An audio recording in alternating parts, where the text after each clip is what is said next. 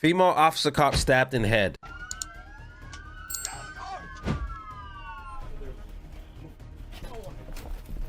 Oh! Donut here. Have you been seeing all these knife attacks in the news lately? Not to mention here on my channel, I believe almost every video I've done the past couple months has been a knife attack. It's almost like we are turning into jolly old England. Lots of people running around these days trying to dice up their fellow men. Chop, chop, chop, chop, chop. We're going to be talking about that today, and then a couple of other incidents where officers faced sudden, violent attacks. One during a traffic stop and another one where an officer was responding to a home. It's a reminder of how things can quickly get very, very foobar. And it proves that when you're an officer, you gotta have your guard up at all times. Our sponsor for this video is Manscaped. Now that you've used the Lawnmower 5.0... I've never used Manscaped, by the way. I kind of low-key want to try it out. All right, let me show. Incident out of Illinois. Officers absolutely blow the hip bone off of an offender who had just killed his father. September 27th, 2024, Kendall County, Illinois. At 6:39 p.m., a 70-year-old man calls 911 and says that he thinks that there's a home invader somewhere in his house and that some of his guns are missing. That's a hot call right there, boys, which leads to one of the worst 911 calls I've ever heard in my life. 911, what's the location emergency? Don't try it. Don't try Manscaped. Yes, pretty sure I just got robbed today. Some of my guns are missing and everything. Okay. And what is your address? It's Brett Court, Plano, Illinois. Okay. And do you have like signs of forced entry in your home? Yeah, I just noticed it right now. All right. How many of them are Server's missing? good, yeah. That I don't know yet because I didn't take inventory, but I know a shotgun is missing. Okay. All right. So we're gonna go ahead and have our officer. You can kind of guess what happened there. Mid-call, the caller starts screaming and then the line cuts out. At around the same time, a separate 911 call comes in that reports shots fired in that same area. What is the address to your emergency? Crack Court. Somebody next door to me sound like a gunshot. Please come. Okay, so shots fired. That's what it sounded like. Okay. But his window was just busted, like somebody shot through his window, and I just heard him. It was a please hurry. I know, we've got help coming, okay? This hot call just became super fucking hot. Officers are running code 3 as fast as humanly possible, and within only a couple of minutes, they arrive at the scene. When they get there, they see a vehicle backing out of the garage. 601 garage door just opened. Vehicle started in the garage. Hey, please stop! Stop! Stop! Got a 28 Edward Bravo, Edward Boy 20606, 20606. Stop! The suspect obviously ignores the officer's commands to stop and immediately takes off. Luckily, other officers seeing the vehicle leaving the scene of the crime and they pursue.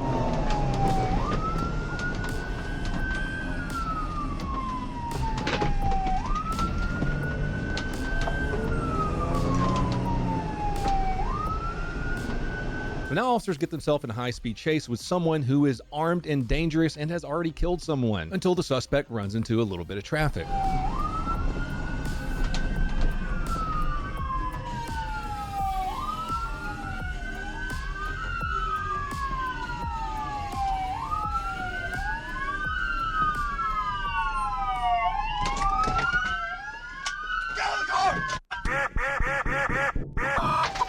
As the suspect exits the vehicle, we finally get to see that stolen shotgun that he had. That leaves officers no other choice but to respond how they normally do in situations like this.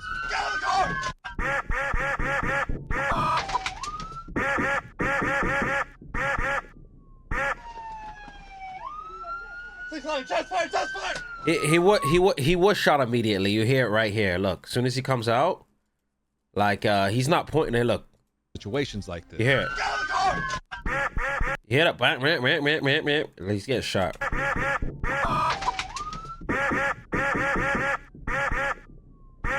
I'm just kind of wondering, Crossfire chat. Like, all these people are across the street, you know? Just fire! Don't move! Don't move! Don't move! He points that 12 gauge at officers and even manages to get one round off. In return, officers fire about a dozen rounds, one of which hits him in his pelvic bowl. We've talked about that a lot on this channel. Which remind me, the next war is going to be fought with plate carriers, so aim for the dick. It's violent the Geneva Convention. I never heard of it. After the suspect goes down, officers move in to render first aid. They get him to a hospital, but oh no, he died. Which, let's be honest, that was probably his plan the second he got out of the car. A little sewer slide by cop. The actual tragic thing about this incident, which you can probably see where this is going, the 70-year-old man was killed. The shots that killed him when he was on that 911 call were from his son. That's who police just shot. We don't really have a motive for why, but I can guess mental instability, drugs, or both. Breaking into your dad's home, stealing a shotgun, and killing him with it, come on. We gotta move on, but I do want to give a shout out to the officers. No, I'm not. Listen, I'm not. The crossfire, definitely, like, you want to make sure you stop it regardless, but I'm just amazed that it didn't hit anybody, which is good. Because at the end of the day, you don't want this guy fucking with a shotgun just... Oh, that's crazy. Involved in this video. Kendall County Sheriff's Department and Plano Police Department, whose response time is crazy fast. They got there in a matter of minutes and were able to catch the suspect. Unfortunately, he had already committed that heinous crime against his father. Real quick, I just wanted to say, check out pepperbox.tv to see all this uncensored. Already doesn't look very promising. Let me see if Josh can open it. Sir. 26 next around the corner. See? This is why we don't do this. Sorry. The officers are on the porch talking to a 45-year-old man at this point. Somewhere in this incident, the man had closed the door, locked it, and stuck his hands in his pockets. That probably should have been addressed. We'll see why officers tend to tell people to get their hands out of their goddamn pockets. What was it that was in your pocket, though? Because it seemed interesting. It seemed like really interesting. Turn your pockets out really quick. Turn them out. What is in your pocket? Anyways, with the door being locked, one of the officers tries to get creative, pulls out a small pocket knife, and attempts to open the little latch to get it back to the dude. Meanwhile, someone inside helps by just opening the lock for the officers.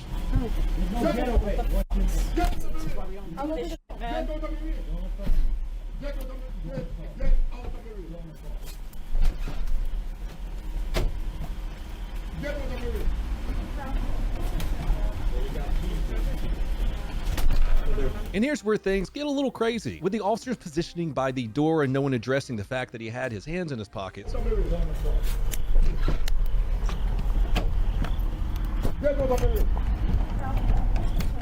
they got keys now.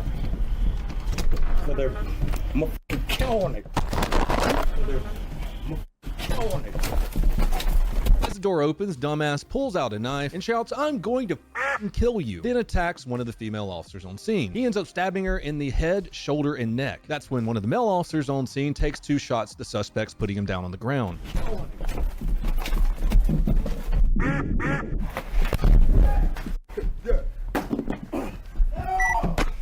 Shots fired, shots fired.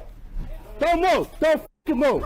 Don't f***ing move! Put the knife down! Put the knife down! Drop the f***ing knife! Drop the knife! Drop the knife! Drop the f***ing knife!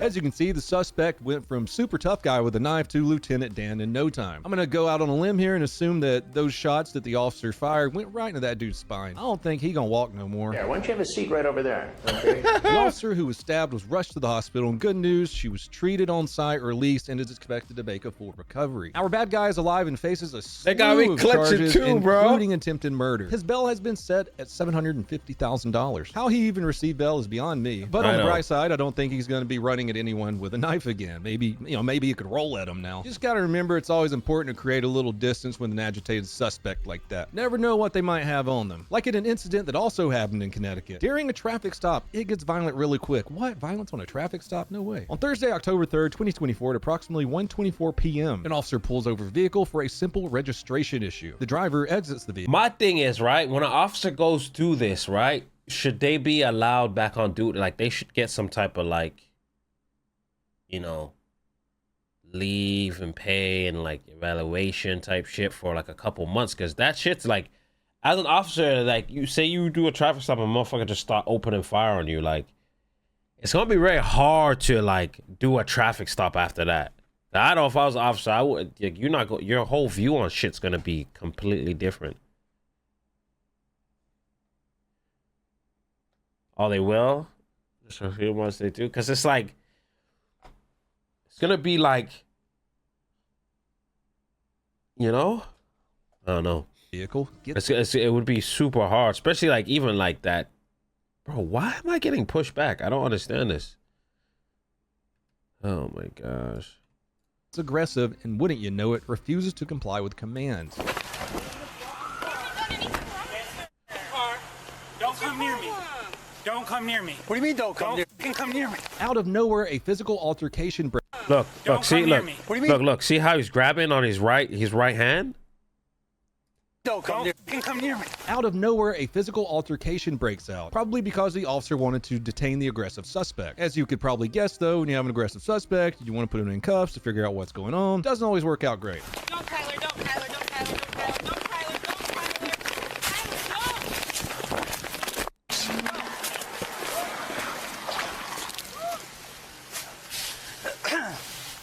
Yep, that is a stab wound right where you don't want one. Right in the neck. Can't exactly slap a tourniquet on that one. Wait, Aggressive what? suspect. As you could probably guess, at approximately 1:24 p.m., an officer pulls over the vehicle for a simple registration issue. The driver exits the vehicle, gets aggressive, and wouldn't you know it, refuses to comply with commands. Don't come near me. Don't come near me. What do you mean? Don't come near. Come near me. Yeah, I was gonna say bad move on cop because he should have waited till backup come, bro. Like, you know what I mean? Like, he was by himself and he was trying to grab with this guy, which is very, like, some people are just not gonna go for it, you know? Nowhere, a physical altercation breaks out, probably because the officer wanted to detain the aggressive suspect. As you could probably guess, though, when you have an aggressive suspect, you want to put him in. I don't know what happened before. It just seems like he stopped them on a stop and they're both out the car. So he should just be waiting for backup and then they go move Cuffs to figure out what's going on. Doesn't always work out great. Don't Tyler, don't Tyler, don't Tyler, don't Tyler, don't Tyler, don't Tyler.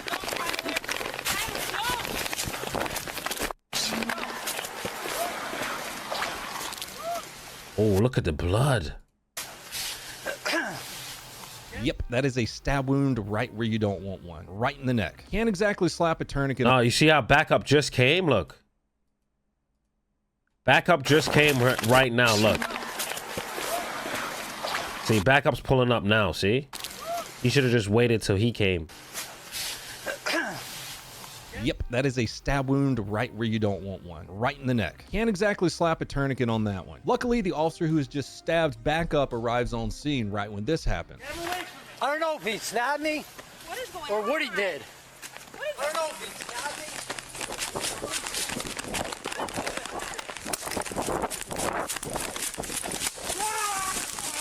All right. Put your hands behind your back. Put your hands behind your back. All right. Hands behind your back. I can. Down. Give me your other hand.